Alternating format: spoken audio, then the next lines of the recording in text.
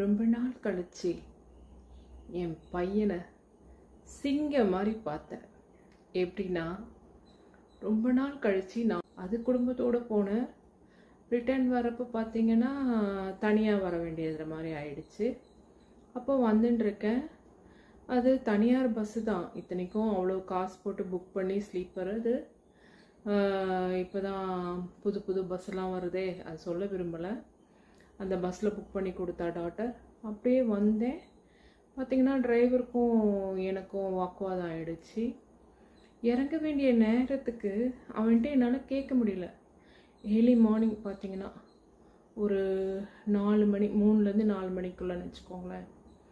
ஆனால் எப்படி என் பையனை எழுப்புறதுன்னு தெரியல, எங்கே வந்துட்டுருக்கணும்னு தெரியல.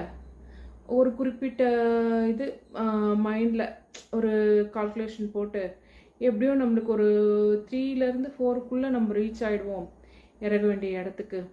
பெருங்களத்தூர் இறங்கணும் அப்படின்னு ஒரு கால்குலேஷன் போட்டு அங்கே வர வழியெலாம் கிட்டத்தட்ட ஒரு எந்த ஏரியான்னு ஒன்றும் தெரிய மாட்டேங்குது. அப்படியே ஃபோர்ஸாக போகுது இல்லையா பஸ்ஸு, ஒன்றுமே தெரிய மாட்டேங்குது. இந்த போர்டெல்லாம் பார்ப்பேன் நான் எங்கே ட்ராவல் பண்ணாலும். பார்த்தீங்கன்னா என்னால் சம்டைம்ஸ் தூங்க முடியாது. ட்ரெயினில் போனால் இப்போ நைட்டில் ட்ராவல் பண்ணுறோம், இப்போ மார்னிங் தான் போய் சேருவோன்னா கொஞ்சம் நேரம் தூங்குவேன். அது கூட ரொம்ப நேரம் தூங்க மாட்டேன். இந்த மாதிரி ட்ராவல் டைமில் எனக்கு ரொம்ப தூக்கம் வராது. அதனால பார்த்துக்கிட்டே வரேன். கிட்டத்தட்ட எவ்வளோ நேரம் பார்த்து டைம் பார்க்குறேன், திருப்பி வெளியில் பார்க்குறேன், டைம் பார்க்குறேன், வெளியில் பார்க்குறேன், இப்படியே போயின்னு இருக்கு.